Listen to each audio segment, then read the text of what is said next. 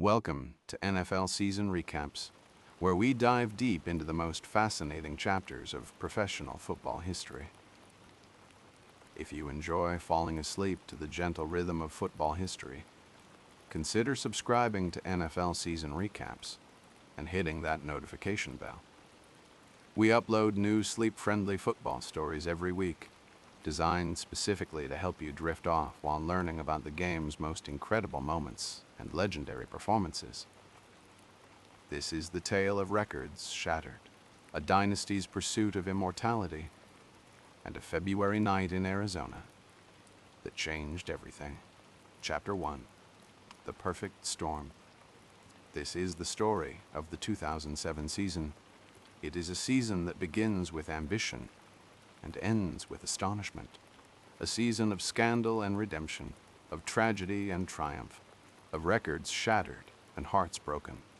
A season in which the New England Patriots, already the dynasty of the decade, three-time Super Bowl champions in 4 years, assemble perhaps the most fearsome offensive juggernaut the sport has ever witnessed.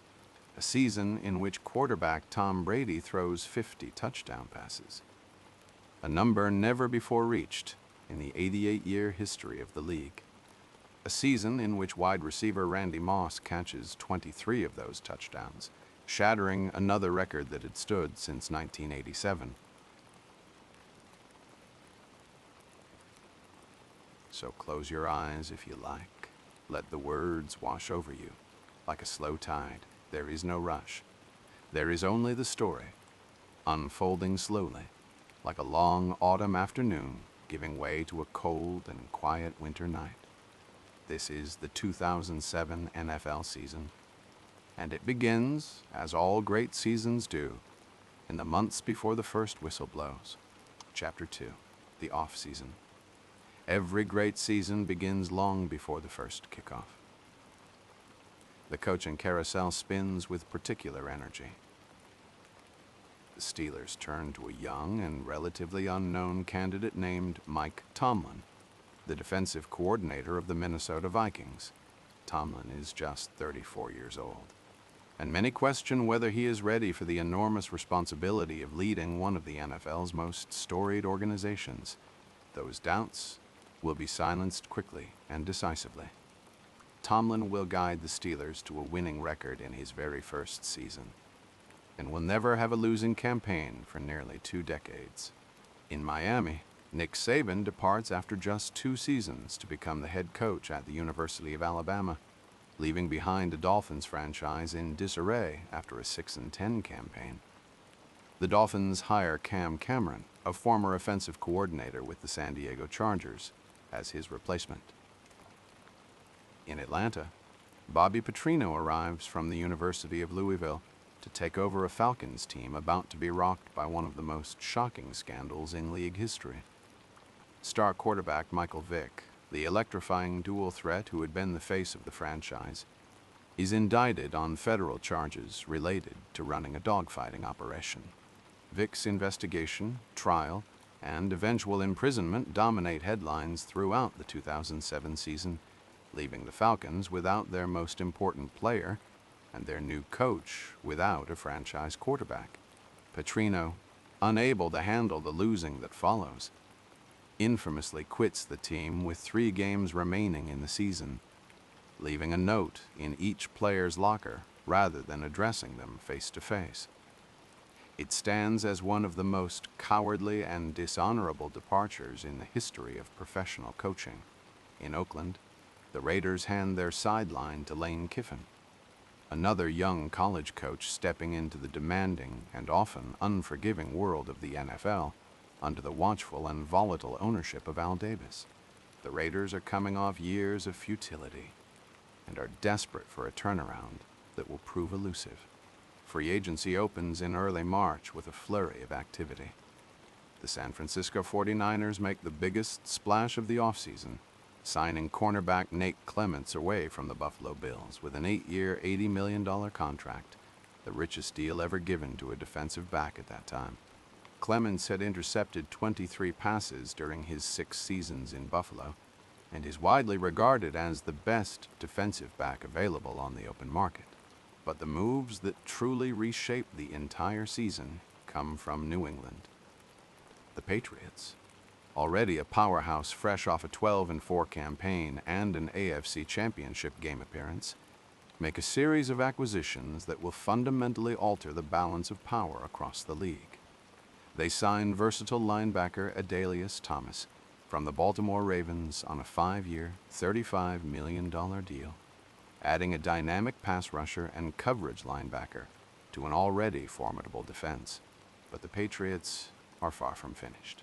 In the span of a few weeks, New England engineers 2 trades that will prove to be among the most consequential in recent league history.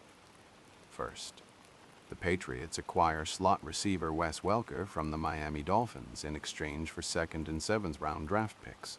Welker is a scrappy, undersized, undrafted receiver standing just 5 feet 9 inches tall, known for precise route running, sure hands, and a relentless competitive streak that belies his modest physical dimensions. In Miami, he had been a productive player on a bad team, catching nearly 70 passes the previous season while returning punts and playing with a fearlessness that endeared him to teammates and coaches alike. But the Dolphins, in the midst of a rebuild, decide he is expendable. Then comes the trade that changes everything. The Patriots send a 4th-round draft pick, just a single 4th-round pick, to the Oakland Raiders for wide receiver Randy Moss. It is a transaction that seems almost absurd in its imbalance. Moss, the 6'4" deep threat with legendary speed and extraordinary body control, had languished in Oakland for 2 unhappy and unproductive seasons. His production had declined sharply. His reputation, never pristine, had been further tarnished by persistent questions about effort, attitude, and desire. Many around the league view him as washed up at 30 years old. A talented but unreliable malcontent not worth the inevitable headache. Bill Belichick sees something entirely different. He sees a Hall of Fame talent who has been trapped in a dysfunctional organization, starved of quality quarterback play and desperate for redemption. He bets that reuniting Moss with a quarterback of Brady's caliber will reignite the fire that once made Moss the most dangerous receiver in football. It is one of the greatest gambles in NFL history, and it pays off beyond anyone's most optimistic projections. The Patriots also add wide receiver Dante Stallworth in free agency, giving Brady a receiving corps that is suddenly among the deepest and most dangerous in all of professional football. Across the league, other moves reshape the competitive landscape. The Houston Texans trade their 1st and 2nd round picks to the Atlanta Falcons in exchange for quarterback Matt Schaub and the 10th overall pick, signaling their intent to build around Schaub as their franchise quarterback. The Green Bay Packers enter the season with a resurgent Brett Favre, the grizzled 38-year-old gunslinger who had seriously considered retirement during the offseason, but ultimately decided to return for one more run. The defending champion Indianapolis Colts, with Peyton Manning at the helm, are poised to defend their Super Bowl title, their meticulous quarterback leading an offense that remains among the most feared in the league. And in New York, the Giants navigate a period of transition and uncertainty that will ultimately forge the character necessary for one of the most improbable championship runs in sports history. Star running back Tiki Barber has retired at just 31 to pursue a career in broadcasting, leaving behind the franchise's all-time rushing record. Head coach Tom Coughlin is coaching on borrowed time, having received only a 1-year contract extension after a late-season collapse in 2006. At the urging of his family, Coughlin softens his famously rigid and sometimes abrasive coaching style, creating a leadership council with quarterback Eli Manning and other team captains. He also hires a new defensive coordinator, Steve Spagnuolo, who will install an aggressive 4-3 scheme emphasizing a relentless pass rush from the front four. The significance of this hire will not become clear for months. Manning, the younger brother of Peyton, continues to face constant skepticism. In 3 seasons as a starter, he has completed less than 54% of his passes with a career passer rating of just 73.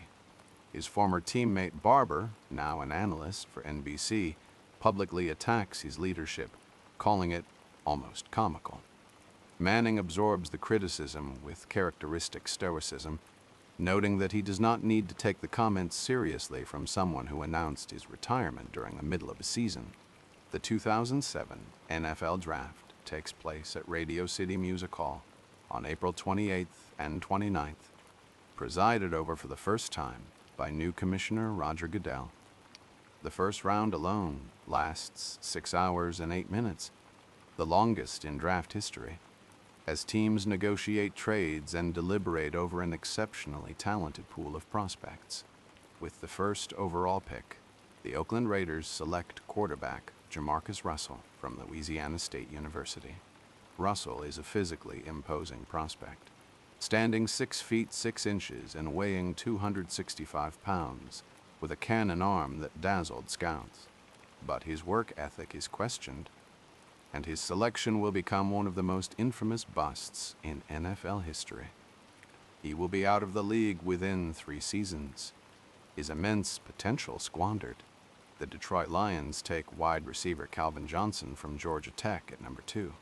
Johnson, known as Megatron for his extraordinary combination of size, speed, and leaping ability, will become one of the greatest receivers in the history of the game and earn induction into the Hall of Fame. At number 7, the Minnesota Vikings choose running back Adrian Peterson from Oklahoma. Peterson is an explosive runner with breathtaking speed and devastating power. At number 11, San Francisco takes linebacker Patrick Willis, a tackling machine with sideline-to-sideline range. At number 14, the New York Jets select cornerback Darrelle Revis, who will earn the nickname Revis Island for his ability to shut down any receiver in the league.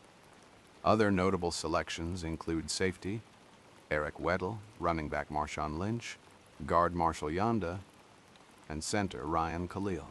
4 players from this class, Johnson, Thomas, Willis, and Revis, will eventually be enshrined in the Pro Football Hall of Fame, confirming its status as one of the greatest draft classes in NFL history.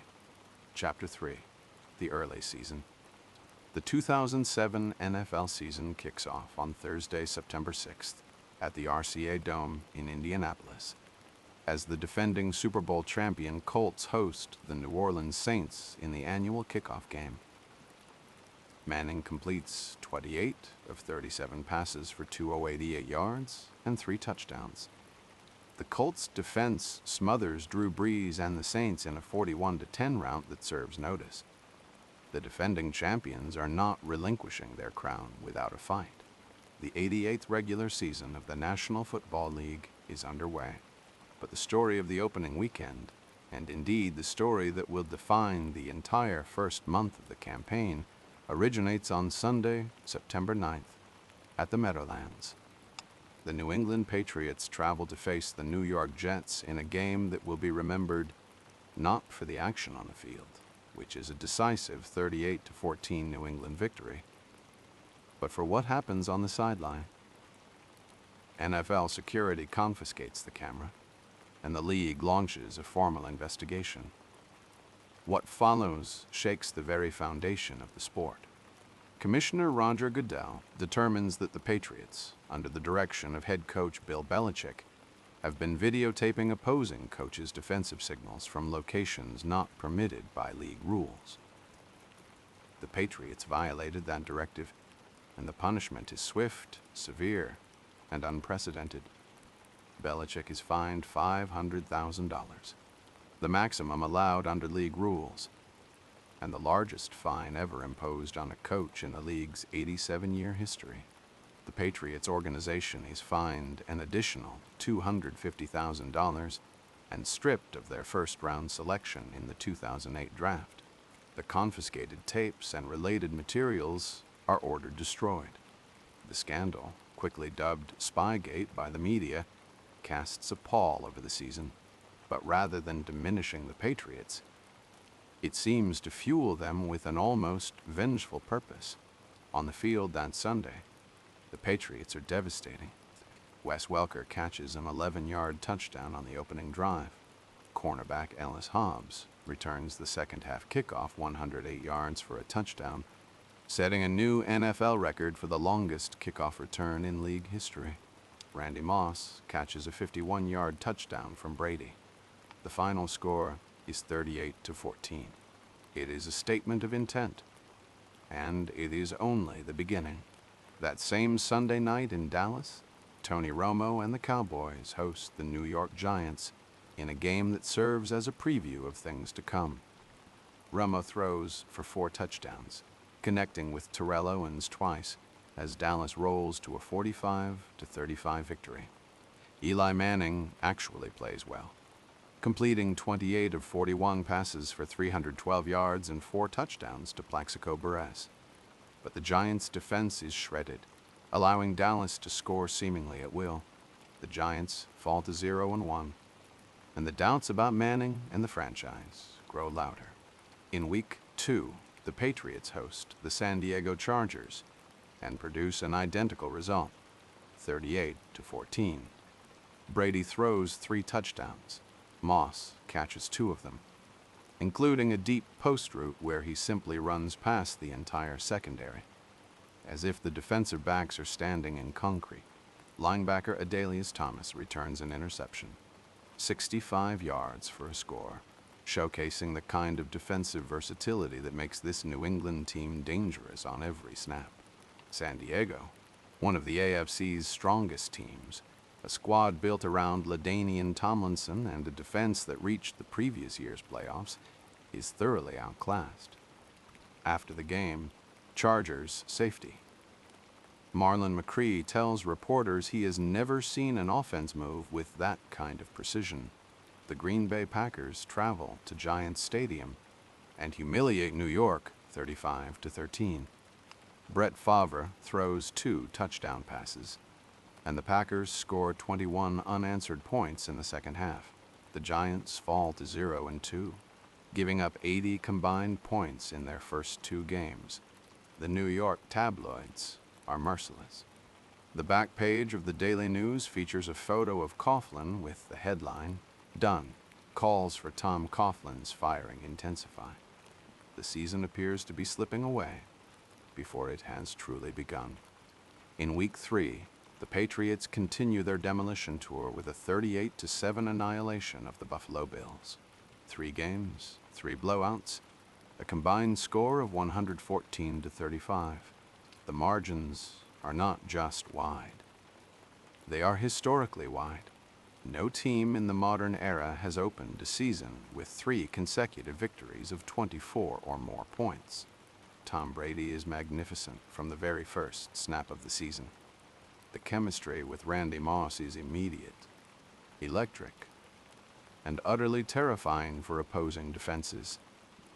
In the first 3 weeks alone, Moss catches multiple touchdown passes, and the Brady to Moss deep ball becomes the most feared weapon in all of professional football. Meanwhile, the Dallas Cowboys continue rolling. Romo leads Dallas to a hot start that establishes them as legitimate Super Bowl contenders. The Cowboys' offense, featuring the explosive combination of Romo, Owens, Witten, and Marion Barber, clicks on all cylinders from the very first week. Dallas wins its first 5 games, and Romo's off-field celebrity grows alongside his on-field production. His relationship with pop star Jessica Simpson becomes tabloid fodder, a storyline that will take on an almost mythical significance as the season reaches its conclusion. The Indianapolis Colts reel off 7 straight victories to open the season. Manning is as precise and cerebral as ever, guiding the defending champions with the calm authority of a quarterback who has already climbed the sport's highest mountain. In Cleveland, something unexpected and wonderful is happening. The Browns, a franchise that has not posted a winning record since returning to the league in 1999, are suddenly competitive. Quarterback Derek Anderson, who was not even the team's starter entering training camp, emerges as a revelation. Anderson throws for 29 touchdowns during the season, forming a potent connection with rookie wide receiver Braylon Edwards, who catches 16 touchdown passes. The Browns' offense ranks among the league's most explosive, and Cleveland's long-suffering fans dare to believe that the playoff drought might finally be ending. By midseason, the Browns sit at 6-4, and the city buzzes with the kind of football energy it has not felt in nearly a decade. But something begins to shift in New York. In Week 3, the Giants travel to Washington and rally from a 17-3 halftime deficit. Reuben Drevens scores twice, and Manning throws a 33-yard touchdown to Burris in the fourth quarter.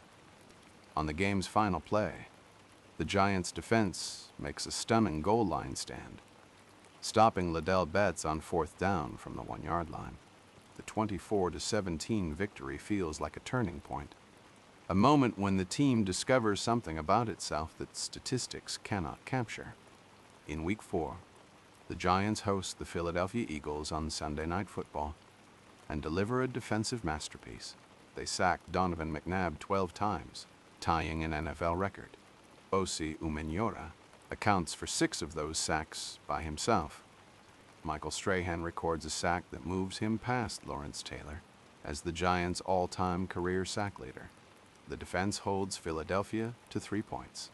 New York wins 16-3 and improves to 2-2. Plaxico Burress catches a spectacular 53-yard touchdown. The Giants have now won 3 straight. In Minnesota, rookie running back Adrian Peterson announces his arrival with breathtaking authority. His combination of breakaway speed, punishing power, and natural vision makes him an immediate star. He hits holes with explosive force, breaks tackles at the second level, and accelerates through the open field with a gear that few runners in the history of the game have ever possessed. Peterson rushes for 224 yards in just his second career start against the Chicago Bears in Week 3. It is a preview of the historic performance still to come. The Pittsburgh Steelers, under rookie head coach Mike Tomlin, begin to establish their identity. Ben Roethlisberger leads the offense with characteristic toughness, and the Steelers' defense, always among the league's most formidable, gives up the fewest total yards in the NFL. Tomlin's smooth transition from the Bill Cowher era earns immediate respect around the league. The season also brings tragedy to New England.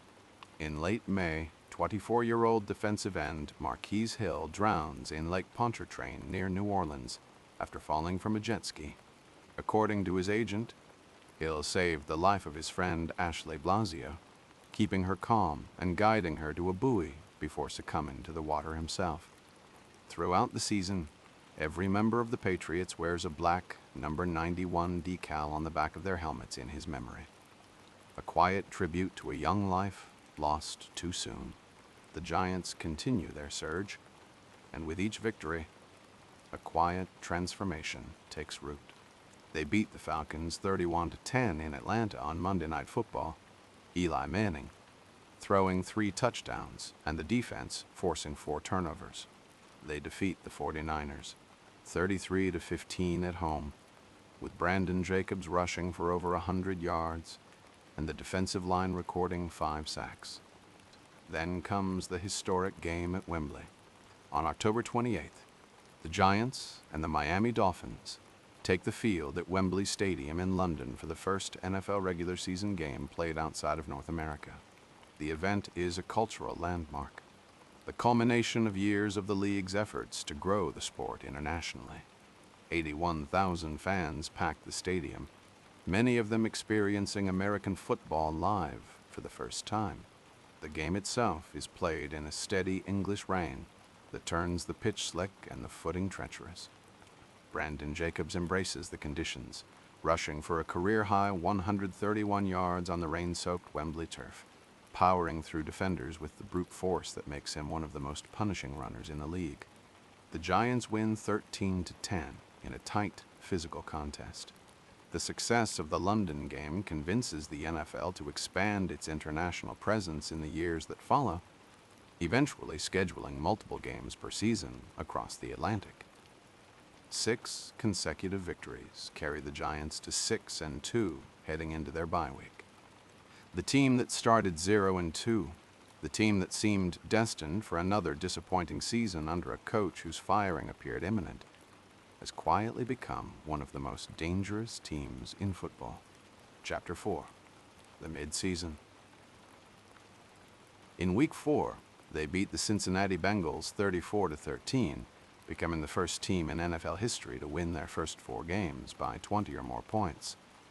In Week 5, they dispatched the Cleveland Browns 34-17. Brady throws 5 touchdowns in that game. Moss catches 2 of them. The Cowboys' vaunted defense has no answer. Then the margins grow even wider. In Week 7, they destroy the Miami Dolphins 49-28, the kind of score more commonly associated with college football. In Week 8, they humiliate the Washington Redskins 52-7. Brady throwing 3 touchdowns and the defense forcing 5 turnovers. These are not competitive football games. By October, the Patriots have scored 272 points in 8 games, an average of 34 per contest, a pace that projects to a point total never before seen in the history of professional football. The Randy Moss redemption story becomes one of the season's most compelling subplots. Just months earlier, Moss was a cautionary tale, a supremely gifted athlete who had seemingly wasted his prime years in Oakland, where the Raiders' dysfunction had buried his talent under layers of losing and apathy. In 2 seasons with the Raiders, Moss caught just 60 deep passes combined and scored a total of 11 touchdowns. Multiple teams had the chance to acquire him. None were interested. The consensus around the league was unanimous. Randy Moss was finished. Then Bill Belichick traded a 4th-round pick. It is not just a comeback. It is a resurrection. Tom Brady is rewriting the record book in real time. His touchdown passes accumulate at a pace never before seen in the history of professional football. None of them work. Moss is too fast, too tall, too gifted at tracking the ball in flight. And Brady delivers it with too much precision and anticipation for any single cornerback or safety combination to consistently contain. Wes Welker continues to feast underneath, running crisp, precise routes from the slot and catching everything Brady throws his way. The complementary effect of Moss and Welker is devastating. Defenses that shade coverage toward Moss leave Welker running free over the middle, accumulating first downs and keeping drives alive. Defenses that try to take away the underneath routes leave Moss in single coverage deep, which is essentially no coverage at all against a receiver of his caliber. In Week 9, the most anticipated regular season game in years takes place at the RCA Dome in Indianapolis. The Patriots, at 8-0, face the Colts, at 7-0, in a monumental battle of undefeated teams. It is the first meeting of 2 unbeaten teams this late in a season since 1973. The media dubs it Super Bowl 41.5, an acknowledgement of its magnitude. ESPN dedicates an entire week of programming to the build-up. Tickets on the secondary market soar to over $1,000. The atmosphere inside the dome is electric. 60,000 fans packed into a building vibrating with anticipation. For 4 quarters, Tom Brady and Peyton Manning, 2 of the greatest quarterbacks in the history of professional football, trade blows in a game that lives up to every ounce of its extraordinary hype. New England prevails 24-20, handing the Colts their first loss of the season. Brady outduels Manning, connecting with Moss for 3 touchdowns, extending his consecutive games with 3 or more touchdown passes to 10, breaking Manning's own record of 8. The Colts' loss proves to be a turning point for Indianapolis. While they remain a dangerous team, Injuries begin to accumulate, and they never quite recapture the aura of invincibility they carried through the first half of the season. On that very same day, in Minneapolis, Adrian Peterson delivers perhaps the single most electrifying individual performance of the entire season, and one of the greatest games ever played by a running back. Peterson attacks every gap with violent force, breaks tackles that would bring lesser runners to a halt, and accelerates through the open field with a stride that covers ground at an almost impossible rate. He breaks off runs of 64 and 46 yards, leaving Chargers defenders grasping at air. It is a performance of raw athletic brilliance that cements his status as the clear front-runner for Offensive Rookie of the Year, and announces him as one of the most gifted runners to enter the league in a generation. The Vikings win 35-17. The Green Bay Packers, meanwhile, continue their remarkable renaissance. Brett Favre breaks Dan Marino's all-time career touchdown record with his 421st scoring pass in Week 4 against Minnesota, a milestone that cements his place among the greatest quarterbacks to ever play the game. He leads Green Bay to a 10-1 start, playing some of the finest football of his legendary career. On Thanksgiving Day, the Packers defeat the Detroit Lions 37-26 in one of the league's traditional holiday games. At 38 years old, the old gunslinger is defying every expectation, and the Packers and their loyal, devoted fans dare to dream of a return to the Super Bowl. The Dallas Cowboys prove equally impressive in the NFC. Tony Romo puts together a brilliant campaign, forming a potent three-headed partnership with Terrell Owens and Jason Witten. Dallas wins 5 of its first 6 games and establishes itself as a genuine championship contender with one of the most balanced rosters in football. Romo's confidence is sky high, his arm talent undeniable, and by November the Cowboys sit atop the NFC at 10-1, tied with the Packers for the best record in the conference. The Dallas front office already envisions a Super Bowl parade down Commerce Street. The NFC East proves historically competitive. For the first time in league history, every team in the division finishes with a record of 500 or better. The Cowboys win the division at 13-3. The Giants and Washington Redskins both earn wild card berths, and the Philadelphia Eagles finish at 8-8, just outside the playoff picture. It is the strongest top-to-bottom division the NFL has seen in years. A gauntlet that forces every team to earn every single victory. As the Patriots' unbeaten run extends deeper into the season, a peculiar annual tradition gains unprecedented attention. Every year since 1972, the surviving members of the undefeated Miami Dolphins are said to toast with champagne when the last undefeated team loses its first game. The story has become part of football folklore, a defiant celebration of the only perfect season in NFL history. He suggests an asterisk should accompany their record. Mercury Morris, the running back on that '72 Dolphins team, appears on television and tells the Patriots to call him when they finish the job. Patriots players bristle at the suggestion. Safety.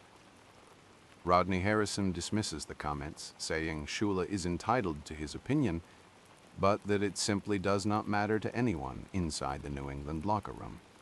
But the narrative adds another layer of drama to the unbeaten run. Each week, the champagne stays on ice in Miami. Each week, the '72 Dolphins watch and wait.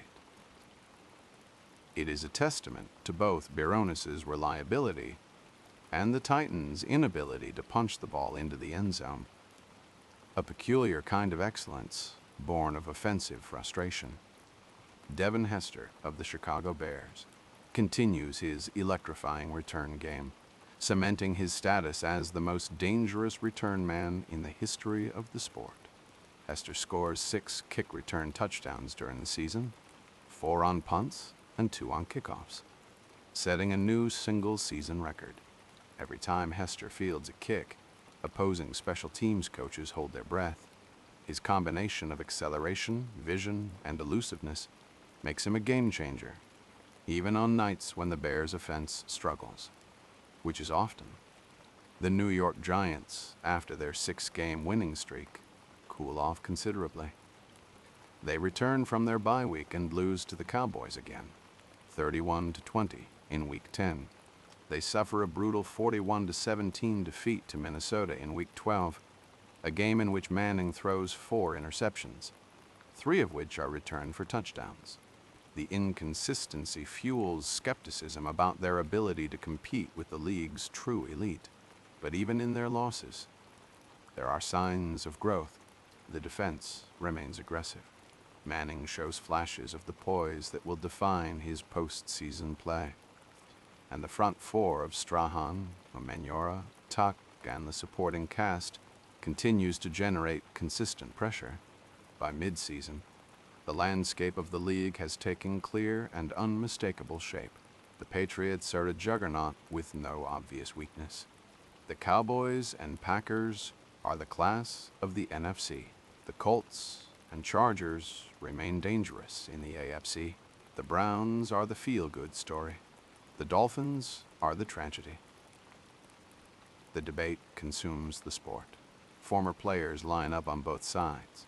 Supporters point to the absurd statistical dominance, the depth of talent, the ruthless coaching. Skeptics invoke the longer schedule, the increased parity of the salary cap era, the toll of a 16-game regular season followed by 3 playoff rounds. In living rooms and sports bars across the country, the argument rages every Sunday. It is the kind of season-long narrative that transcends football and becomes a national conversation. The kind of story that draws in people who would not otherwise watch a single snap. Chapter 5. The late season. Each week brings another challenge, another opportunity for some opponent, any opponent, to end the streak. And each week the Patriots answer with another victory.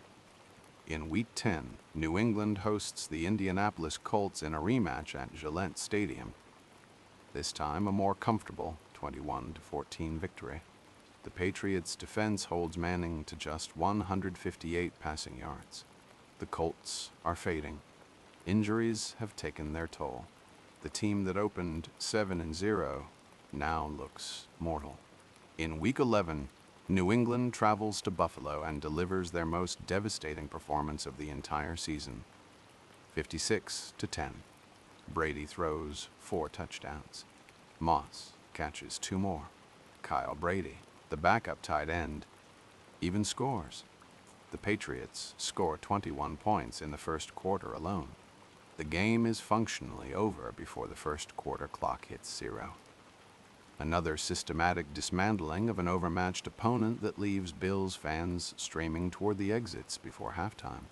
It is the most points New England scores all year, and the most lopsided result any team produces during the entire 2007 regular season. But the path to perfection is not always so smooth. In Week 12, the Philadelphia Eagles push the Patriots to the absolute limit in a Sunday night football thriller. Oria. Feely, the backup quarterback starting in place of the injured Donovan McNabb, plays the game of his life. The Eagles build a 28-24 lead, heading into the fourth quarter. Their defense harasses Brady, and the New England offense sputters for long stretches. The packed house at Gillette Stadium grows nervous, then anxious, then nearly silent. Then Brady engineers a late comeback drive, finding Moss for a key first down and Welker for the go-ahead score. New England escapes 31-28, one of their closest calls of the entire season. For the first time, the Patriots look genuinely vulnerable. For the first time, the question shifts from whether anyone can beat them to how close someone can actually come. In Week 13, the Patriots travel to Baltimore for a Monday Night Football showdown against the Ravens that captivates the entire country. The game draws the highest basic cable rating in television history, with over 17.5 million viewers tuning in. a number typically reserved for playoff games and championship broadcasts.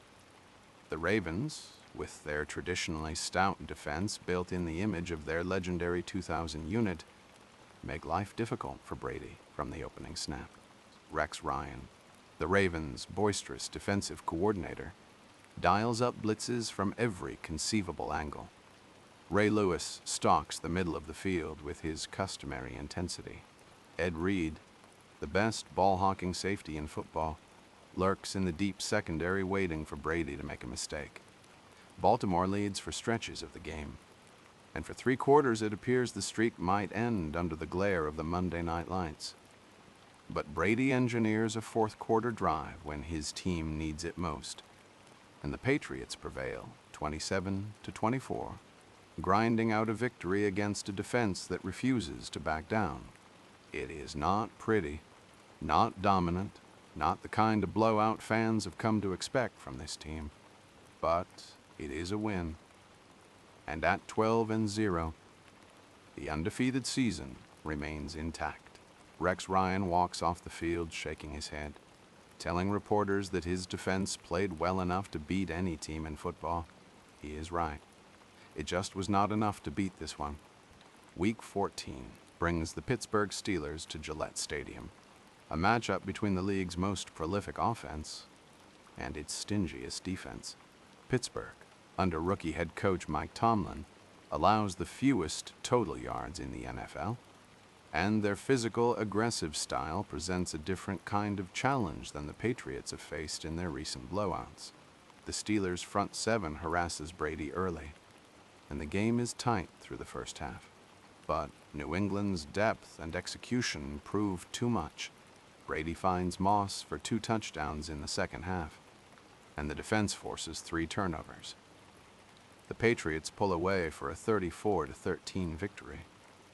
But the effort required is a reminder that championship-caliber opponents demand a different gear. Week 15 sees the Jets visit Foxborough in a rivalry game that produces the strangest result of the Patriots season. New York's defense plays inspired, physical football, jamming receivers at the line and collapsing the pocket with a ferocity the Patriots do not expect. The final score is 20-10. The closest margin of any Patriots home game all season. Brady throws for just 140 yards, his lowest total by far. The Jets hold Moss without a single catch, the only time all year any defense manages that feat. It is an eerie, subdued performance, a reminder that even the greatest defensive machine in NFL history can have an off day, and yet they still win. That is the truly frightening part for the rest of the league. In Week 16, the Dolphins visit and fall 28-7. Miami finishes the season at 1-15, the worst record in franchise history, and one of the worst in the annals of the NFL. Cam Cameron is fired after a single season. The lone victory comes in overtime against the Baltimore Ravens in Week 15. Sparing the Dolphins the ignominy of a winless campaign. The Patriots clinch the AFC's top seed. The stage is set for the season finale and the chance to make history. Across the league, the playoff picture crystallizes in the closing weeks, and with it comes one of the season's cruelest stories. The Cleveland Browns finish 10-6, their first winning record since returning to the league in 1999. Derek Anderson throws for 29 touchdowns. Braylon Edwards catches 16 of them. The defense, led by safety Sean Jones and linebacker DeQuell Jackson, plays above its talent level all year. Cleveland wins its final 4 regular season games, riding a wave of momentum and civic joy. The city is electric. Browns fans, who have suffered through years of futility and heartbreak stretching back to the original franchise's departure in 1995, allow themselves to believe. But the NFL's tiebreaker rules are unforgiving. Despite their 10-6 record, the Browns are eliminated from playoff contention on the final day of the season when the Tennessee Titans and Indianapolis Colts both win, filling the final wildcard spots. Cleveland's season ends not with a loss, but with a scoreboard. Watching vigil that slowly, agonizingly snuffs out their hopes. It is a gutting conclusion to what should have been a celebration. And it stands as a reminder that in the NFL, a winning record guarantees nothing. The Dallas Cowboys finished 13-3, earning the NFC's top seed behind Tony Romo's 36 touchdowns. Terrell Owens catches 15 touchdowns. Jason Witten cements his reputation as one of the premier tight ends in the game. But as the regular season ends, the narrative around the Cowboys shifts from admiration to suspicion. During the team's bye week before the playoffs, Romo is photographed vacationing in Cabo San Lucas, Mexico, with girlfriend Jessica Simpson. The images saturate the tabloids and sports talk shows. Former players and analysts question his focus. Bill Parcells, the former Cowboys coach, is asked about it and simply shakes his head. Whether the trip actually affects Romo's preparation is unknowable, but it becomes the defining image of a team that many suspect lacks the toughness and seriousness required for January football. The Green Bay Packers secure the NFC's second seed at 13-3, matching Dallas for the best record in the conference. Brett Favre passes Dan Marino's career passing yardage record in Week 15 against the Saint Louis Rams, throwing for his 61,655th career yard. The Lambeau Field crowd gives him a standing ovation that lasts for minutes. It is another milestone in a career overflowing with them. Favre finishes the regular season with 28 touchdowns against 15 interceptions, and the Packers' home record is a perfect 8-0. The feeling in Green Bay is palpable, electric, almost spiritual. This might be Favre's last, best chance at one more championship ring, and the entire state of Wisconsin knows it. Cheese curds, sales spike. The frozen tundra of Lambeau Field, the most sacred ground in all of professional football, awaits its chance to host a conference championship game. The Seattle Seahawks win the NFC West at 10-6, led by Matt Hasselbeck and Sean Alexander, the remnants of the team that reached Super Bowl XL just 2 years earlier. The Tampa Bay Buccaneers capture the NFC South at 9-7, their defense carrying a roster that lacks a true offensive identity. In the AFC, the Indianapolis Colts hold the second seed at 13-3 despite their midseason stumble. Manning's precision and the league's best defense keeping them dangerous, despite a roster that is beginning to show its age.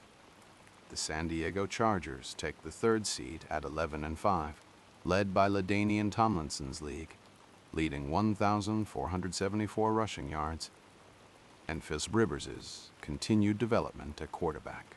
The Pittsburgh Steelers win the AFC North at 10-6, their defense anchored by Troy Polamalu and the consistent production of Ben Roethlisberger. The Washington Redskins' late-season surge carries a particularly poignant emotional weight. On November 26th, safety Sean Taylor is shot during a home invasion at his residence in Miami. He dies the following day at Jackson Memorial Hospital. He is just 24 years old.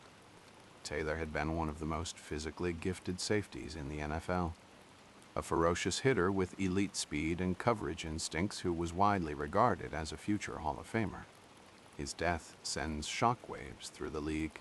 In the Redskins' first game after Taylor's passing, against the Buffalo Bills, the Washington defense takes the field with only 10 players for the first snap, leaving Taylor's safety position empty in tribute. The gesture is spontaneous, heartfelt, and devastating. Grown men weep on the sideline. The Redskins, devastated by the loss, rally together with a ferocity born of grief.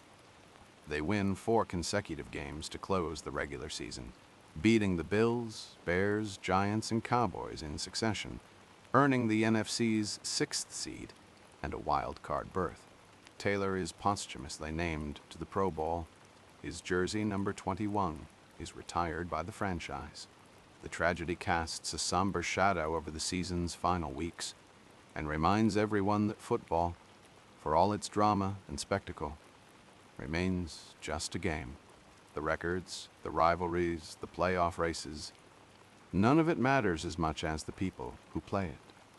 The regular season reaches its climax on Saturday, December 29th, when the New England Patriots travel to Giants Stadium to face the New York Giants. The Patriots are 15-0, one more victory, and they become the first team in the 16-game era to finish a regular season without a loss. The Giants have already clinched a playoff berth and have nothing tangible to gain from a victory. But head coach Tom Coughlin makes the deliberate and meaningful decision to play his starters and compete as if the game carries playoff implications. The game is a national event. United States senators intervene, pressuring the league to make the game available to as wide an audience as possible. The NFL relents. The entire country will watch, and compete they do. The game is a shootout, a thrilling back-and-forth affair that exceeds even the most optimistic expectations. The Giants build a 12-point lead in the third quarter, the largest deficit the Patriots have faced all season. Brady and the Patriots claw back. Brady connects with Moss for 2 touchdowns. Moss's second touchdown catch breaks Jerry Rice's single-season record of 22, giving him 23 for the year. On the very same play, Brady throws his 50th touchdown pass of the season, surpassing Peyton Manning's record of 49. The records fall simultaneously. Quarterback and receiver linked together in a moment of shared achievement. The Patriots win 38-35, completing the first 16-0 regular season in the history of the National Football League. The celebration is deserved. The achievement undeniably historic, but buried beneath the confetti and the congratulations is a detail that will prove enormously significant in the weeks ahead. The Giants, despite losing, played the Patriots closer than almost any team all season. They pressured Brady consistently. They exposed vulnerabilities in the New England pass protection. They demonstrated that the Patriots could be hurt, could be rattled, could be pushed to the very brink, and they gained something that no statistic or scoreboard can measure: the unshakable belief that the Patriots can be beaten. Head coach Tom Coughlin tells his team afterward, "There is nothing but positives. I told the players in playing this game everything would be positives. There would be no negatives. I do not know any better way to be prepared for the playoffs than to go against a team that was 15-0. Chapter 6. Individual Milestones and Awards. The 2007 season produces a remarkable collection of individual achievements, many of which stand among the greatest in the 88-year history of the National Football League. Tom Brady is named the Associated Press Most Valuable Player, capturing the award for the first time in his already legendary career. His numbers are staggering: 4,806 passing yards, 50 touchdowns, just 8 interceptions, and a passer rating of 117.2. The 50 touchdown passes shatter the previous record of 49 set by Peyton Manning in 2004.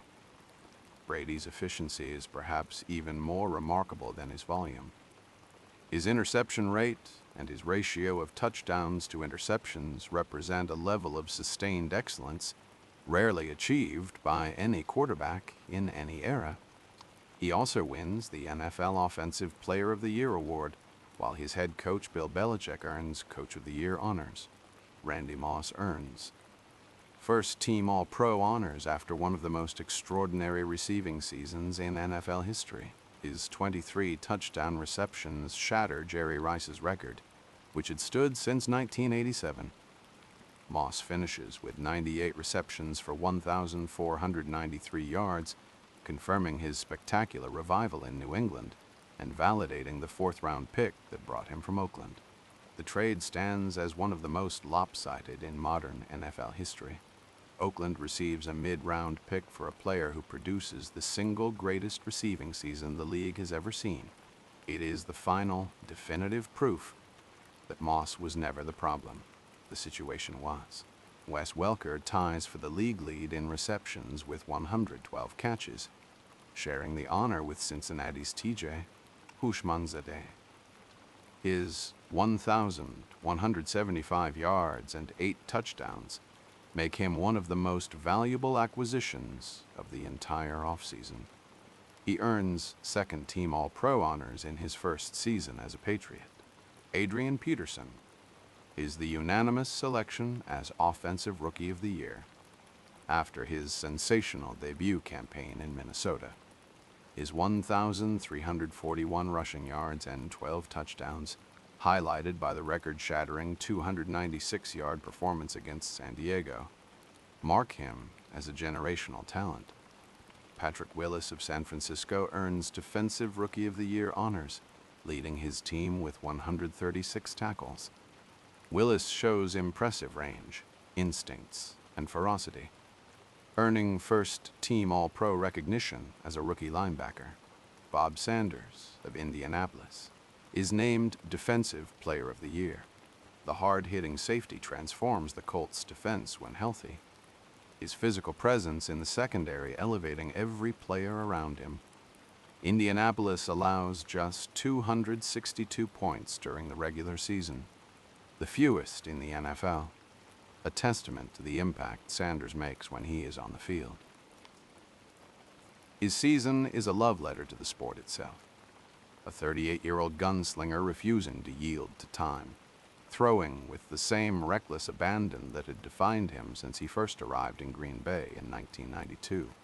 The New England Patriots' collective statistical output defies comprehension. They lead the league in points scored with 589, shattering the previous NFL record of 556 set by the 1998 Minnesota Vikings. Their point differential of plus 315 is the largest in the history of the National Football League, a margin so vast it suggests not merely superiority, but a fundamental separation from every other team in the sport. They lead the league in total yards with 6,580 and passing yards with 4,731.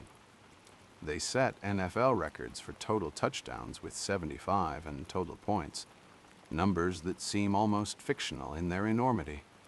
Stephen Gostkowski converts all 74 of his extra point attempts, another NFL record, a testament to just how often this offense reaches the end zone. 8 New England Patriots earn Pro Bowl selections. Kicker Mason Crosby of the Green Bay Packers leads the league in scoring with 141 points. LaDainian Tomlinson leads the NFL in rushing yards and rushing touchdowns. Drew Brees of the New Orleans Saints sets a new NFL record with 443 completions in a single season. Antonio Cromartie of the San Diego Chargers leads the league with 10 interceptions. Jason Taylor of the Miami Dolphins receives the Walter Payton Man of the Year award, his excellence on the field and his community contributions recognized even on a team that finishes 1-15. Notable retirements following the season include running backs Marshall Faulk and Curtis Martin, and the recently departed Tiki Barber, each leaving behind remarkable careers and lasting legacies. Faulk, the versatile weapon who helped the Saints. Louis Rams wins Super Bowl XXXIV and redefined the running back position with his receiving ability. Walks away with over 19,000 total yards from scrimmage. Curtis Martin, the quiet, disciplined workhorse who spent his best years with the New York Jets, retires as the 4th leading rusher in NFL history. Both will eventually be enshrined in the Pro Football Hall of Fame. Chapter 7. The Wild Card Round. The 2007 NFL playoffs begin on Saturday, January 5th, 2008, with 4 wildcard games spread across 2 days. 12 teams have earned the right to compete in the postseason tournament, and the road to Super Bowl XLII at University of Phoenix Stadium in Glendale, Arizona officially begins. The first game takes place at Quest Field in Seattle, where the third-seeded Seahawks host the sixth-seeded Washington Redskins. Seattle controls the game through 3 quarters, building a 13-0 lead behind a 17-yard rushing touchdown from Leonard Weaver and field goals of 50 and 33 yards from kicker Josh Brown. The Seahawks' defense stifles Washington's offense, led by backup quarterback Todd Collins, who had replaced the injured Jason Campbell during the regular season and had not thrown an interception in his late-season starts. The fourth quarter brings a dramatic twist. Collins comes alive, throwing a 7-yard touchdown pass to Antoine Randall L. on the first play of the quarter, then connecting with Santana Moss for a stunning 30-yard score just minutes later. Washington takes a 14-13 lead. The comeback seems magical, improbable, destined. Then everything unravels in devastating fashion.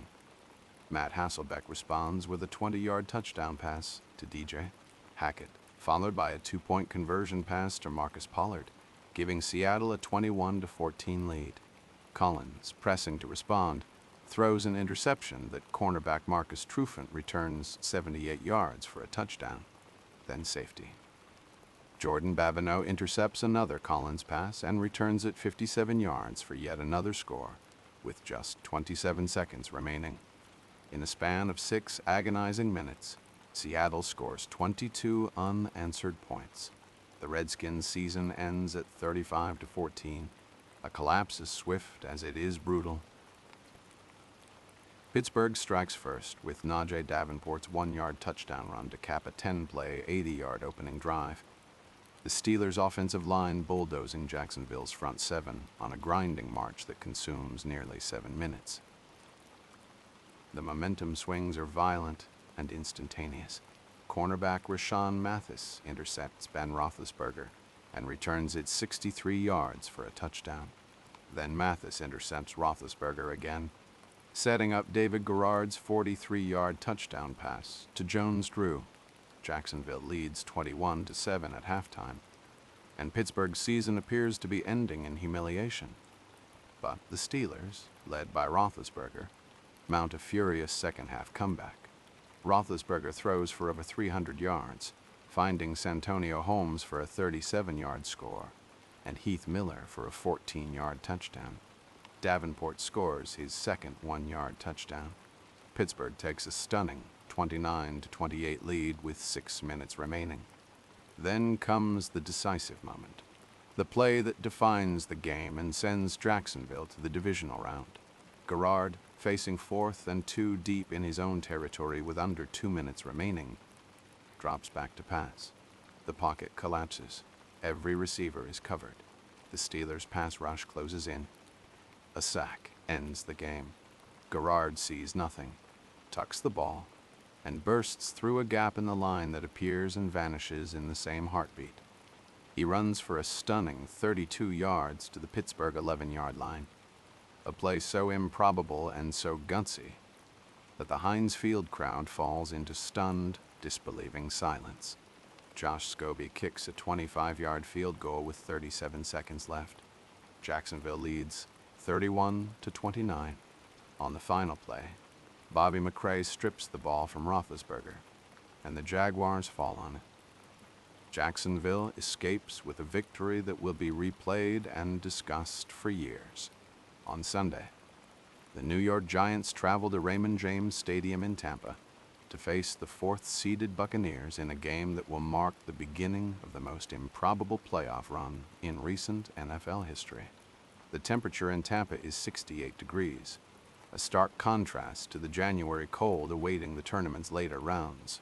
Tampa Bay scores first on Ernest Graham's 1-yard run, and for a moment it appears the Buccaneers' physical defense will control the game. But Manning responds with the kind of poise that has been conspicuously absent for much of his career. He finds Brandon Jacobs for a 5-yard touchdown on a perfectly placed fade route. Then Jacobs adds an 8-yard rushing score, lowering his shoulder and carrying a Buccaneers safety into the end zone. Michael Spurlock fumbles the second-half kickoff, a special teams blunder that gives the Giants the ball in Tampa Bay territory, and leads to a Lawrence Tynes field goal. Manning caps a grinding 15-play, 92-yard fourth-quarter drive. The kind of methodical, clock-eating possession that wears down a defense's will, with a 4-yard touchdown to Amani Toomer. New York wins 24-14, their first playoff victory in 7 years. Manning completes 20 of 27 passes for 185 yards and 2 touchdowns, without an interception. It is the first step of a journey no one outside the Giants' locker room believes will last. The final wild-card game sees the 3rd-seeded San Diego Chargers host the 6th-seeded Tennessee Titans at Qualcomm Stadium on a warm Southern California evening. The Chargers' defense dominates from start to finish, smothering Vince Young and the Titans' offense with suffocating pressure and tight coverage.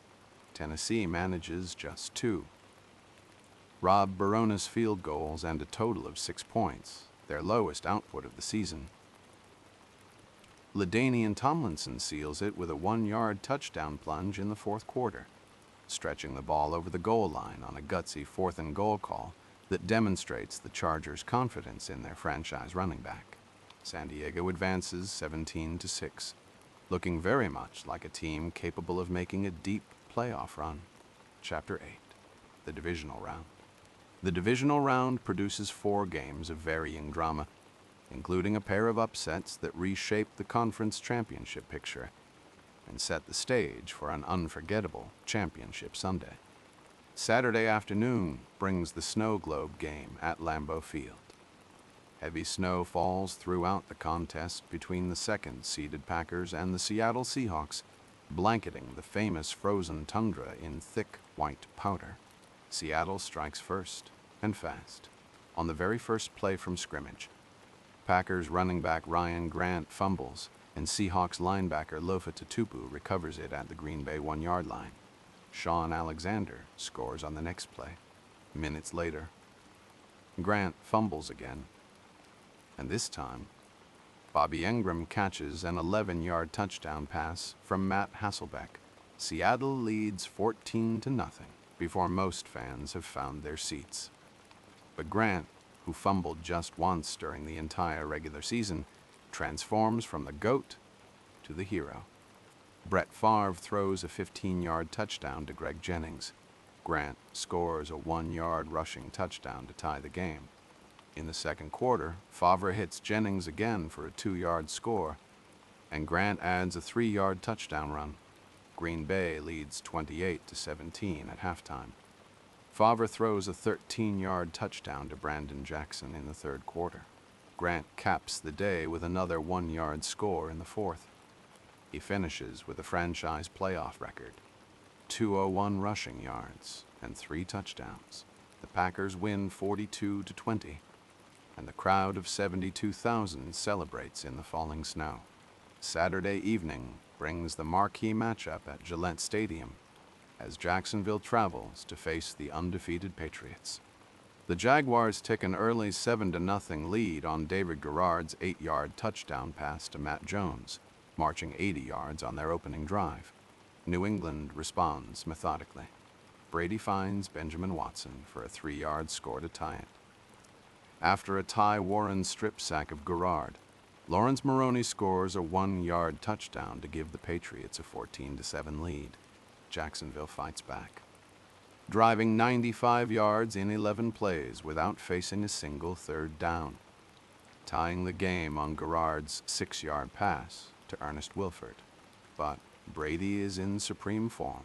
He completes 7 of 8 passes on the opening drive of the second half, capping it with a 6-yard touchdown to Wes Welker, using a brilliant fake direct snap to Kevin Falk. Later, he throws a 9-yard touchdown to Watson.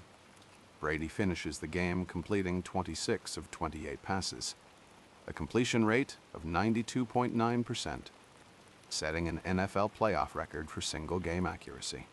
New England wins 31-20, advancing to 18-0.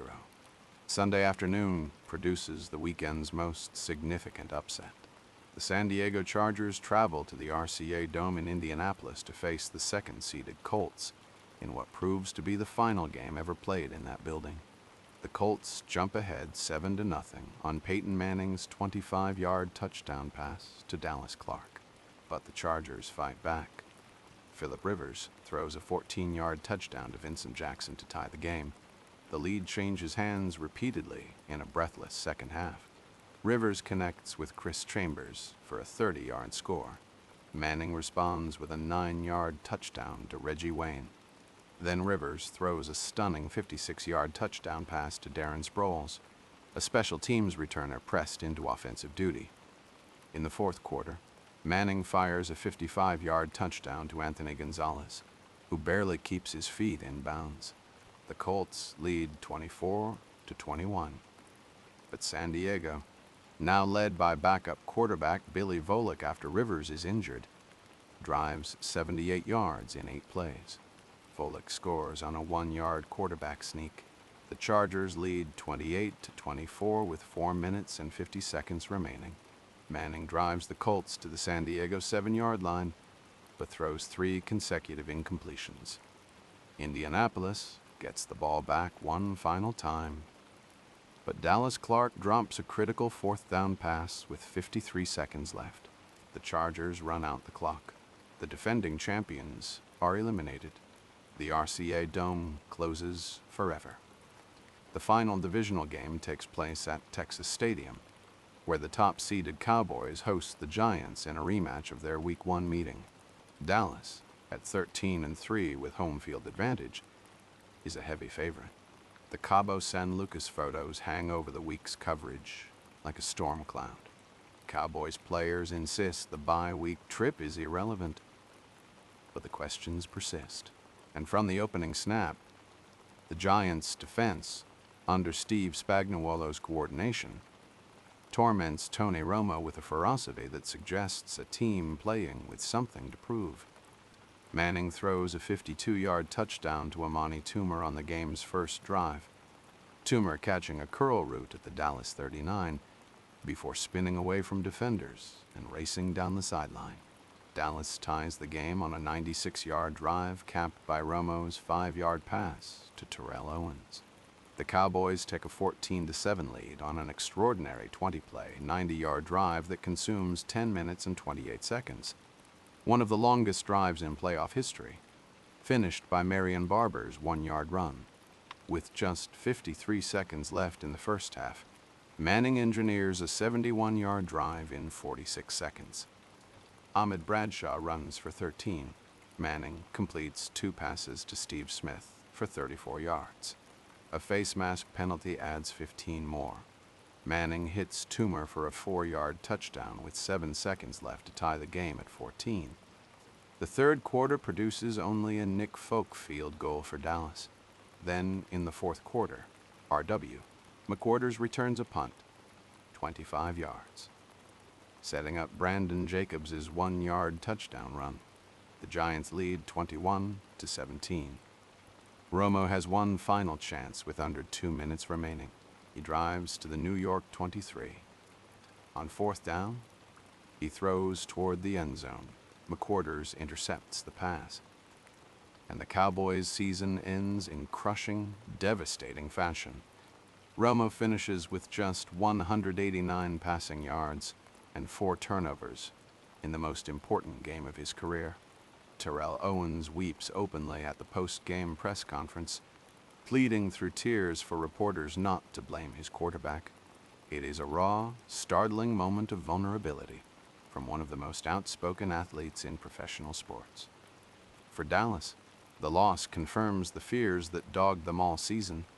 13 wins and a number 1 seed mean nothing if you cannot deliver when it matters most. The Cabo photos will follow Romo for the rest of his career. Manning, meanwhile, has still not thrown a single postseason interception. Chapter 9, the Conference Championships. Championship Sunday arrives on January 20th, 2008, with 2 games that will shape the Super Bowl matchup and mark the end of an era in Green Bay. At Gillette Stadium, the AFC Championship features the undefeated Patriots hosting the San Diego Chargers. New England is a 14-point favorite. The Chargers are battered. LaDainian Tomlinson, nursing a knee injury, carries the ball on just 2 plays before being removed for the rest of the game. His absence on the sideline, seated on the bench in visible frustration, becomes one of the day's enduring images. Philip Rivers, also hobbled, tries to gut through the game but struggles against the Patriots' defense. San Diego draws first blood. Quentin Jammer intercepts a Brady pass, setting up a 26-yard Nate Kiting field goal. The Chargers lead 3-0. But the Patriots respond with a 10-play, 65-yard drive. Lawrence Maroney capping it with a 1-yard touchdown run for a 7-3 lead. Kiting adds a 23-yard field goal to cut the deficit. But then cornerback Asante Samuel intercepts Rivers and returns it 10 yards to the San Diego 24. 1 play later, Brady finds Jabbar Gaffney for a 12-yard touchdown. Patriots lead 14-6. Kiting kicks a 40-yard field goal as the first half expires. 14-9, New England. The second half is a defensive grind. Drayton Florence intercepts Brady early in the third quarter, setting up Kiting's 4th field goal. The score tightens to 14-12. The Chargers are within a single score, but the Patriots' defense holds firm from that point forward. Early in the fourth quarter, Brady finds Welker for a 6-yard touchdown. 21-12. The Chargers cannot answer. Maroney rushes for 122 yards for the second consecutive game. The Patriots advance to Super Bowl XLII at 19-0. The first professional sports team since 1884 to win their first 18 games of a season. The NFC Championship is played in conditions that test the limits of human endurance and recall the most legendary games in the sport's history. At Lambeau Field in Green Bay, Wisconsin, the temperature at kickoff is -1 degree Fahrenheit. The wind chill reaches -23 degrees.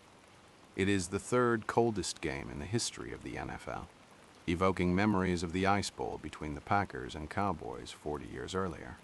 Breath hangs in the air like smoke. Players' hands are raw and numb. Hot chocolate freezes in cups.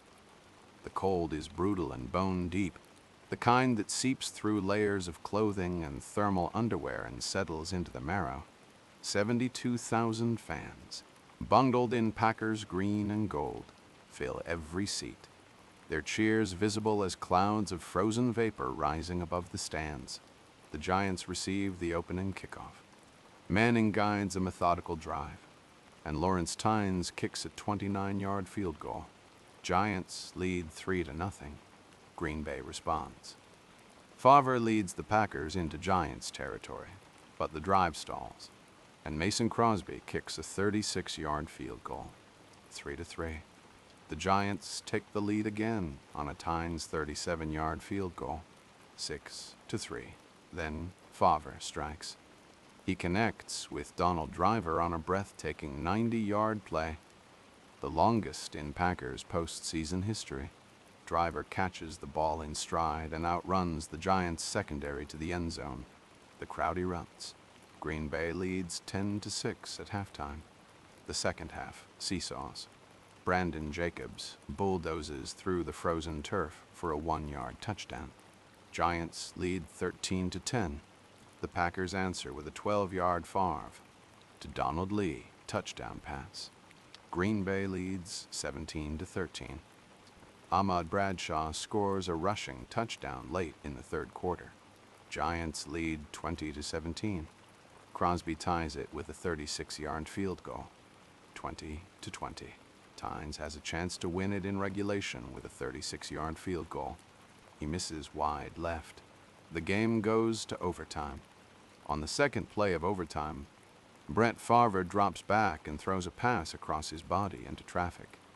It is the kind of ill-advised throw that has defined the duality of Favre's extraordinary career. The same reckless confidence that produces miracles and disasters in equal measure. Giants cornerback Corey Webster reads the throw and intercepts it, returning the ball to the Green Bay 34-yard line. The Giants gain a few yards, and Tynes lines up for a 47-yard field goal attempt, the longest by a visiting kicker in Lambeau Field postseason history. In the bone-chilling cold, with the season on the line and his earlier miss fresh in everyone's mind, Tynes strikes the ball.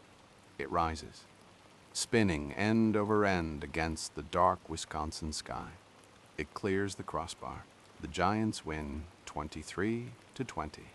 They have won 3 consecutive road playoff games. Eli Manning has not thrown a single interception in 3 postseason games. And now, improbably, impossibly, the 10-6 New York Giants are headed to Super Bowl XLII to face the 18-0 New England Patriots. For Favre, the interception is his last pass as a Packer.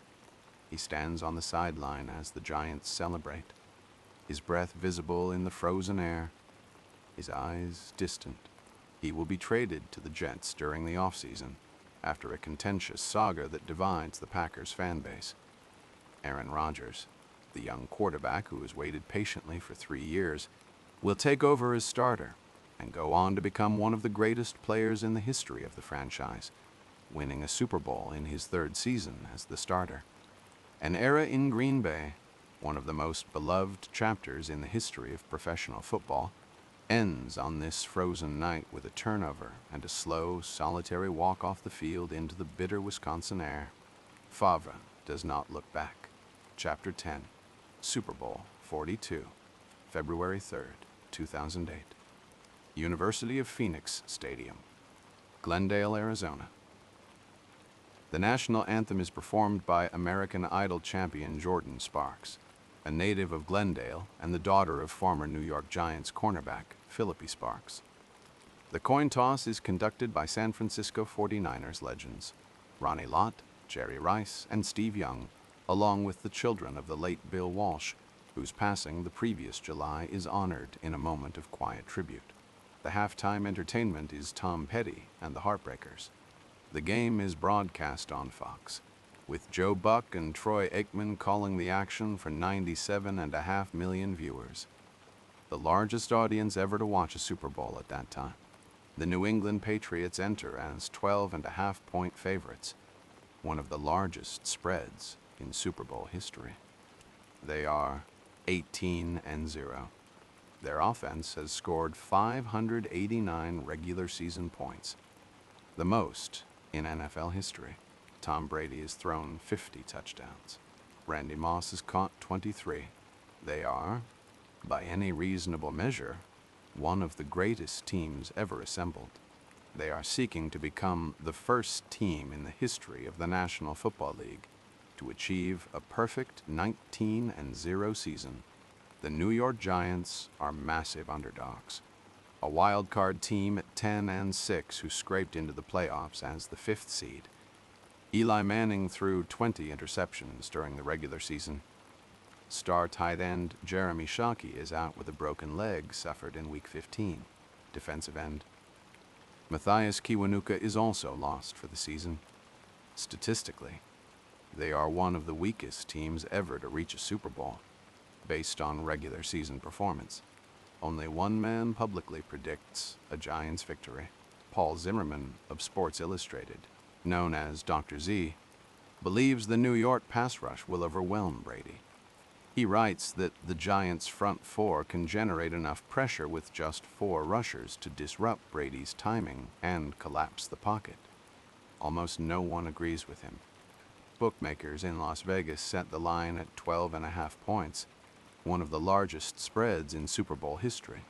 The consensus is as close to unanimous as professional sports allows. The Patriots will win, and they will win comfortably. The Giants win the coin toss and elect to receive. What follows is a possession that sets the tone for everything to come. The opening drive becomes the longest in Super Bowl history by number of plays. 16 plays, 63 yards, 9 minutes and 59 seconds. It is a statement of physical intent, a deliberate grinding march that keeps the most explosive offense in NFL history standing helplessly on the sideline. Brandon Jacobs carries the ball on first down for 7 yards. Manning finds Plaxico Burress for a first down. He hits fullback Madison Hedgecock for a short gain. Steve Smith catches 3 passes on the drive, converting 2 critical third down situations. Ahmed Bradshaw picks up a first down on a running play. The Giants convert 4 third downs on a single possession, more than any team has ever converted on an opening Super Bowl drive. They march methodically into Patriots territory, crossing midfield, reaching the 30, the 20, the 15-yard line, but the drive stalls at the 14. The Patriots' defense stiffens. Lawrence Tynes connects on a 32-yard field goal. Giants lead 3-0. The significance is enormous. Nearly 10 minutes consumed. The most explosive offense in history, an offense that averaged over 36 points per game during the regular season, is stuck on the sideline. The tempo is established. This will be a street fight, not a track meet. The Patriots respond with a drive of their own. Lawrence Maroney returns the kickoff, 43 yards to the New England 44. He carries twice for 14 yards. Brady finds Dante Stallworth for 7, then Welker for a first down. Kevin Falk catches a pass for another first down. As the drive reaches the red zone, tight end Benjamin Watson draws a pass interference penalty on Giants linebacker Antonio Pierce in the end zone, placing the ball at the 1-yard line. As the second quarter begins, Maroney powers forward for a 1-yard touchdown. The Patriots lead 7-3. The first quarter ends with just 2 possessions total, the fewest in any quarter in Super Bowl history. The second quarter is a defensive war of escalating intensity. The Giants show promise early, with Manning throwing deep to Amani Toomer for a 38-yard gain along the left sideline. But the drive collapses when Manning's next pass deflects off Steve Smith's hands and is intercepted by cornerback Ellis Hobbs. It is the Giants' only turnover of the game, and the Patriots cannot capitalize. Maroney runs 3 times without earning a first down, and New England punts. Now, the Giants' pass rush asserts itself with mounting ferocity. The front 4, the unit that Steve Spagnuolo built his entire defensive philosophy around, begins to dominate the line of scrimmage. Linebacker Kawika Mitchell sacks Brady. On the very next series, Justin Tuck, the third-year defensive end having the game of his young life, sacks Brady and forces a punt. Tuck is unblockable, beating the Patriots' offensive line with speed around the edge and power through the interior. He becomes the most disruptive defensive force on the field, a one-man wrecking crew who alters every Patriots possession simply through the threat of his presence. Later in the quarter, Tuck sacks Brady again, this time stripping the ball. Osi Umenyiora pounces on the fumble. The Giants' front 4 is overwhelming. New England's offensive line. Brady is being hit repeatedly, disrupted constantly, compressed in the pocket in ways no team has managed all season. The greatest regular season offense in NFL history cannot find its rhythm. Halftime, Patriots 7, Giants 3. Tom Petty and the Heartbreakers deliver a rousing performance, playing American Girl, I Won't Back Down, Free Fallin', and Runnin' Down a Dream before an audience of 97 million television viewers. The crowd inside the stadium sways along, momentarily transported from the tension of the game into the timeless warmth of Petty's catalog. It is one of the most acclaimed halftime performances in Super Bowl history. In the Giants' locker room, the defenders share a quiet confidence that borders on defiance.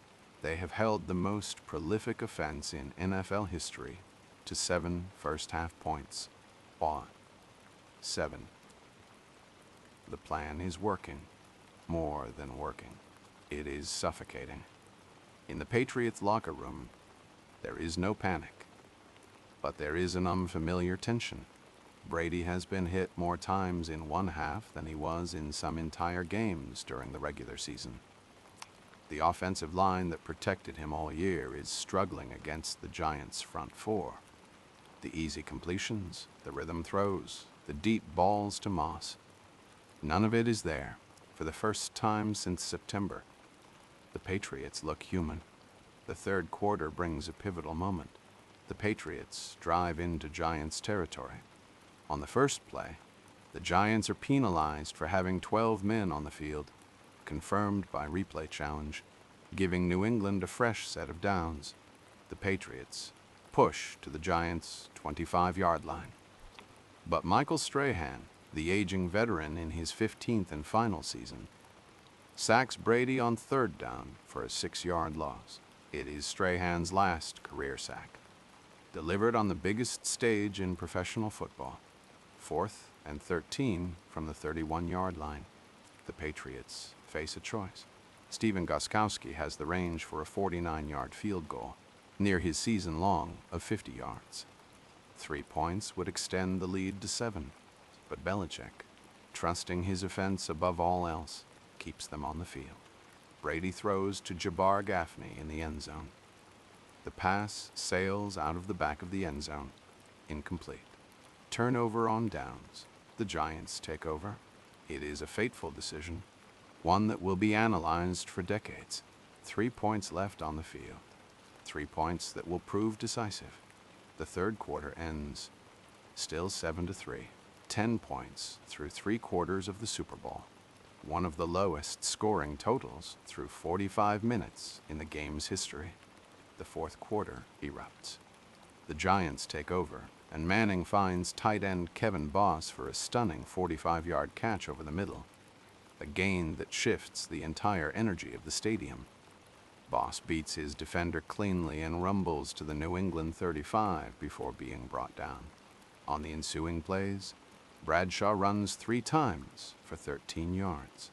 On 3rd and 1, Manning fires to Steve Smith for a 17-yard gain to the 12. Bradshaw runs for 7 more. Manning takes the snap, fakes a handoff on play action, and throws to David Tyree in the end zone. 5-yard touchdown catch. Tyree, the special teams player with just 4 regular season receptions all year, catches the ball cleanly for the score. Giants lead 10-7. 11 minutes and 5 seconds remain.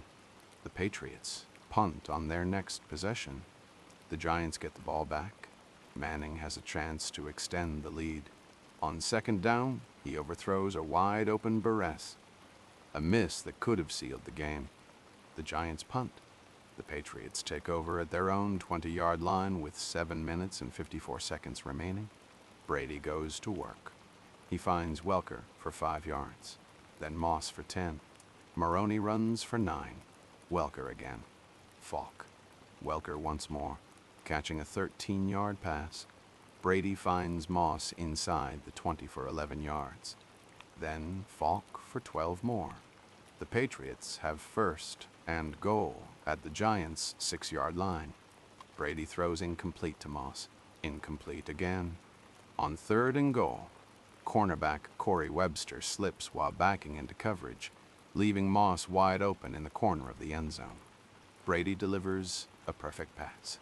Moss catches it for a 6-yard touchdown. Patriots lead 14-10 with 2 minutes and 42 seconds remaining. The New England sideline erupts. The perfect season seems secure. 70 years of NFL history say it is over. 97 million viewers prepare to witness coronation. The Giants take over at their own 17-yard line with 2 minutes and 39 seconds remaining. No timeouts used. Need a touchdown. 83 yards to go against the best team in the history of professional football. Manning completes a pass to Toomer for 4 yards, then to Toomer again for a 1st down. The chains move. On 4th and 1 from the 37, Brandon Jacobs takes a handoff and powers forward. He gains just barely enough. 1st down by inches. The drive survives. Manning scrambles for 5 yards on 1st down. On 2nd and 5, he throws to Tyree, but the pass is high and behind him. Incomplete. But the ball falls harmlessly as Patriots cornerback. Asante Samuel cannot corral it for what would have been a game-ending interception. Samuel gets both hands on the ball. It squirts free. The Giants survive again. 3rd and 5. 1 minute and 15 seconds remaining. The play call is 62. Sale Y Union. Manning takes the snap in shotgun formation. The Patriots rush. Richard Seymour charges from the left side. Adalius Thomas has a clear lane, but misses the sack. Jarvis Green grabs Manning from behind, clutching the back of his jersey. Seymour wraps him from the front. 3 defenders have their hands on the quarterback. The sack is there. The play should be dead. Manning's jersey is being pulled. His feet are sliding. The pocket has collapsed into nothing. Eli Manning will not go down. He ducks. He twists. He rips free from Green's grasp. He stumbles backward, buying one extra heartbeat, then another. He plants his feet near the 34-yard line, gathers himself, and heaves the ball deep down the middle of the field. David Tyree, the special teams player, the man with 4 regular season catches, arrives at the Patriots' 24-yard line. Safety. Rodney Harrison, the multiple-time Pro Bowler, the hardest hitter in the secondary, arrives at the same moment. Both men leap. Tyree gets his right hand on the ball first. Harrison swats at it, knocking it loose from Tyree's left hand, but Tyree pins the football against the crown of his helmet with his right hand. He presses it there with every ounce of force his body can generate. Harrison claws at it. Both men crash to the ground together, Tyree landing on his back with Harrison on top of him. The ball does not move. Referee. Mike Carey signals the catch. 32 yards. First down. Giants ball at the 24-yard line. The helmet catch. The greatest play in Super Bowl history. Steve Sable of NFL Films will call it the greatest play the Super Bowl has ever produced. It is ranked 3rd on the NFL's 100 greatest plays of all time. Named the play of the decade for the 2000s. And it is the last reception David Tyree will ever make in the National Football League. But the game is not over. There are still 59 seconds remaining. Manning is sacked on the next play, losing 1 yard. He throws incomplete to Tyree on 2nd down. 3rd and 11 from the 25. The season, the upset, the helmet catch, all of it means nothing without another first down. Manning drops back. He finds Steve Smith running a crossing route. Smith catches the ball for a 12-yard gain, stepping out of bounds at the 13-yard line with 39 seconds remaining. First down. Manning takes the snap. He looks left. Plaxico Burress, the 6'5" receiver, runs a slant and go toward the left corner of the end zone. Cornerback Ellis Hobbs, giving up 7 inches to Burress, bites on the inside fake. Burress breaks outside. Manning delivers a perfect pass, a ball that drops into Burress's hands in the corner of the end zone with room to spare. Burress catches it. Both feet inbounds. Touchdown. Giants lead 17-14. 35 seconds remaining. The stadium erupts. The New England sideline goes silent. The perfect season is slipping away.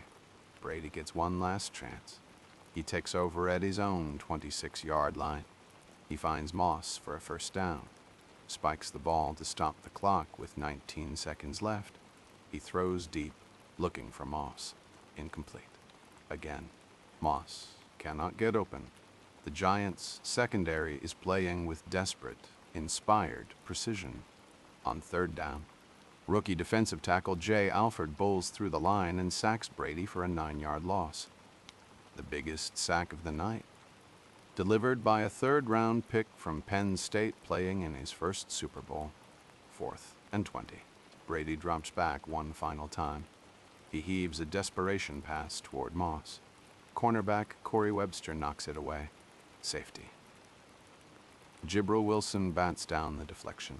The clock hits 0. The New York Giants win Super Bowl XLII, 17-14. Eli Manning, 19 of 34 for 255 yards, 2 touchdowns, 1 interception, is named Super Bowl Most Valuable Player.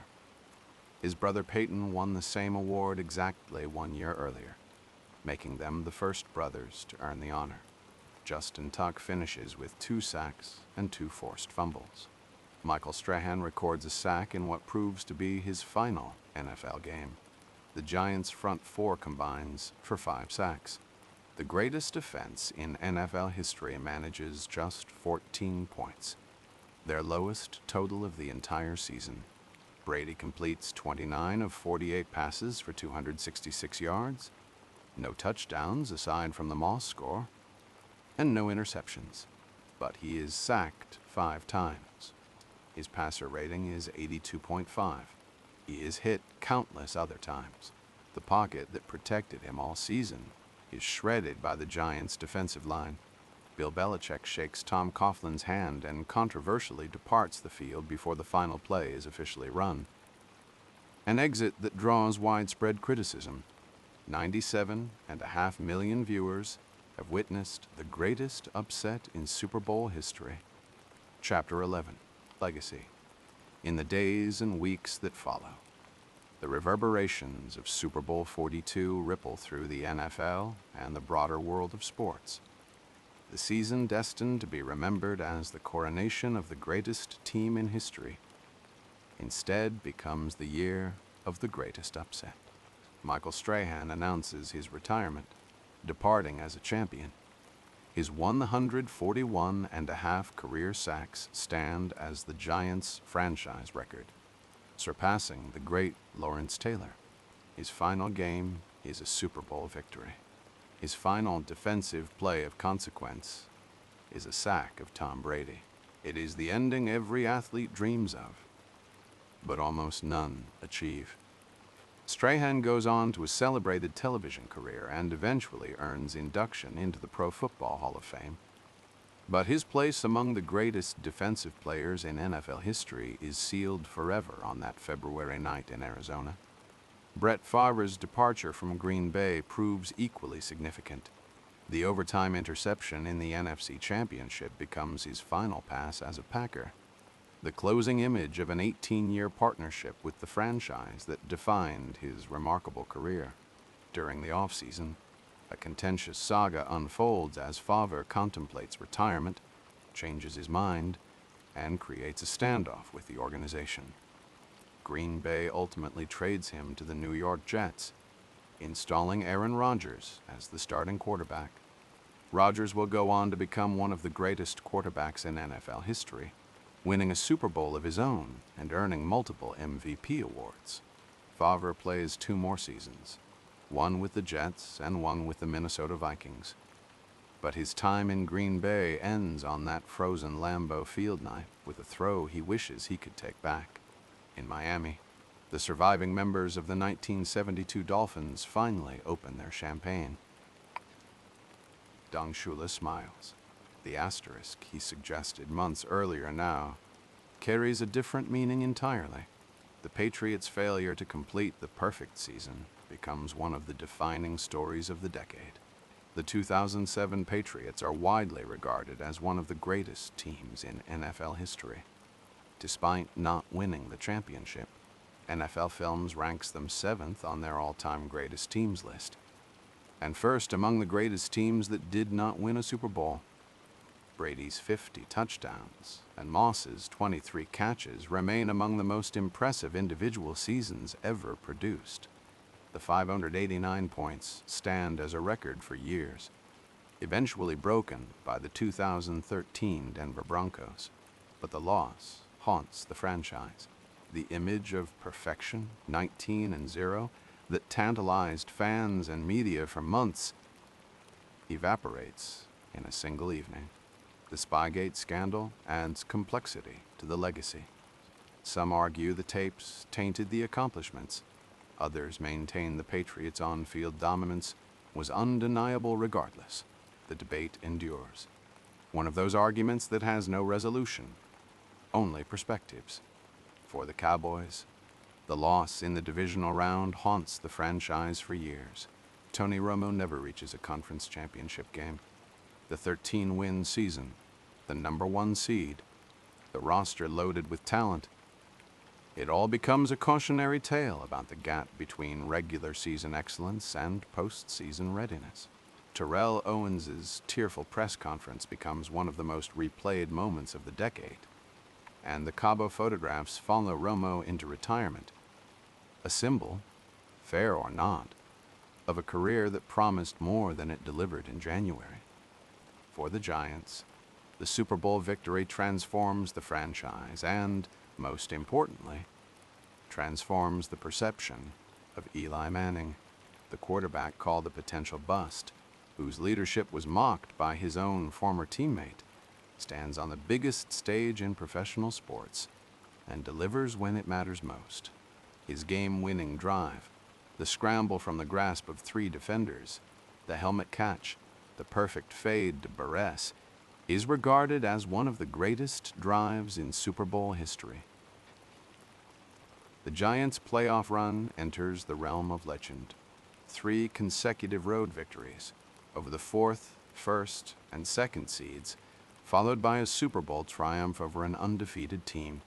They are dubbed the Road Warriors. Tom Coughlin, who entered the season with his job on the line, becomes a beloved figure. Defensive coordinator Steve Spagnuolo's game plan, using a 4-man rush to pressure Brady without exposing the secondary, becomes a case study in championship defense that coaches study for years. David Tyree's helmet catch transcends football. It becomes one of those rare sporting moments that defines an era, a place so improbable and so consequential that it is discussed and analyzed for decades. Tyree, who caught only 4 passes during the entire regular season, never catches another pass in the NFL.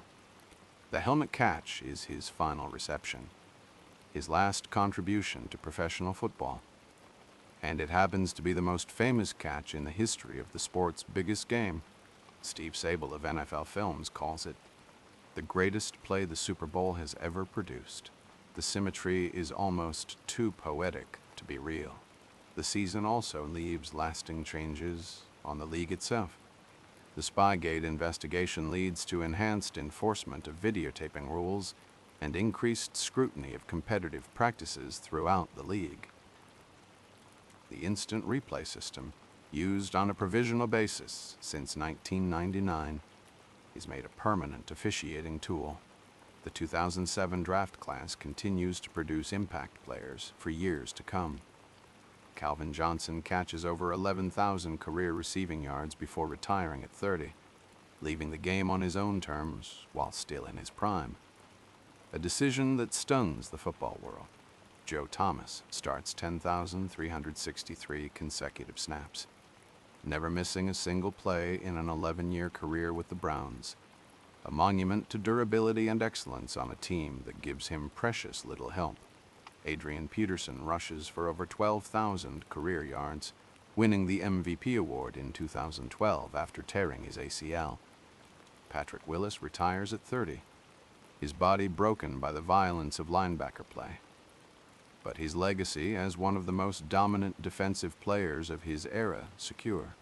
Darrelle Revis shuts down the best receivers in football for a decade. His island, a place from which no one escapes. Marshawn Lynch becomes a folk hero in Seattle.